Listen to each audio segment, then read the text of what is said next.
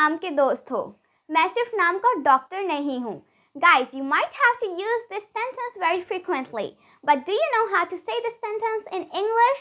Well, as you know, I'm always to help you out, and there I am. So the structure is so-called. And then you use what you want to say after this. So for example, तुम सिर्फ नाम के दोस्त हो. तुम सिर्फ नाम के दोस्त हो. Then you would say, you're just a so-called friend. You're just a so-called friend. मैं सिर्फ नाम का डॉक्टर नहीं हूँ. मैं सिर्फ नाम का डॉक्टर नहीं हूँ. Then you would say, I'm not just a so-called doctor. I'm not just a so-called doctor. वह सिर्फ नाम का इंजीनियर है. वह सिर्फ नाम का इंजीनियर है.